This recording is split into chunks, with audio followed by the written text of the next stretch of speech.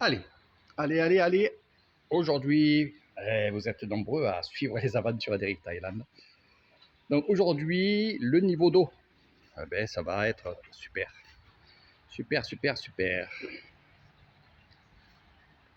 Donc, on va dire en soirée, ça sera au niveau que je veux.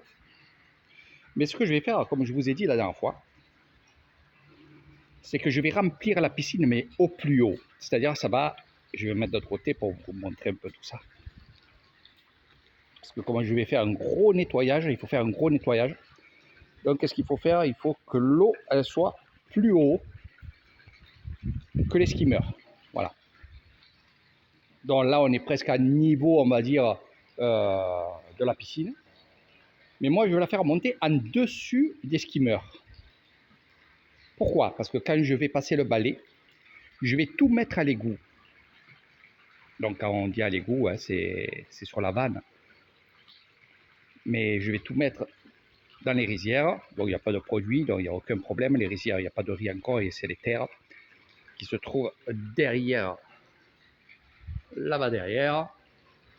Donc, je vais faire un gros nettoyage et comment ça va durer pas mal de temps. Et l'eau que j'aurais mis en plus, eh bien justement, va me servir à nettoyer le fond. Donc, il y a quelques feuilles parce qu'il a plu. Sinon, ici, ça va, c'est super. Donc, on verra par la suite comment ça va être. Alors, le calcaire qu'il y a dessus, oui, c'est le vieillissement, c'est le calcaire. Mais avec un coup d'acide, on nettoiera petit à petit la ligne de flottaison.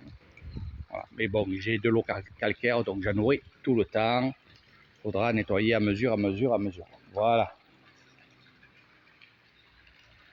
Donc, nettoyage à l'aspirateur, pas au robot. Par la suite, une fois que j'aurai bien nettoyé le fond, il restera encore, bien entendu, de la poussière. On appelle ça des algues moutardes. Et ça passe à travers la filtration et ça revient dans la piscine. Alors, qu'est-ce qu'il faut faire? Il faut acheter un produit, ça s'appelle du floculant. Je l'ai commandé, ça va bientôt arriver, et j'ai commandé 5 litres de floculant. Je ne vais pas mettre 5 litres, je vais le faire en plusieurs fois. Je vais mettre, par exemple, 1 litre d'entrée. Je vous expliquerai comment je vais faire et comment on fait.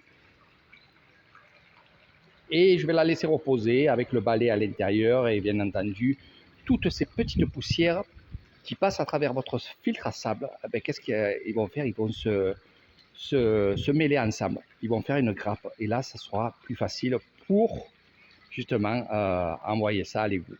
Toujours à l'égout, ne l'envoyez pas en filtration. Hein, voilà. Et bien entendu, comme ça fait presque 3 ans que la piscine n'a pas été mise en eau, qu'est-ce qu'il faut faire? Il faut nettoyer les canalisations, les PVC.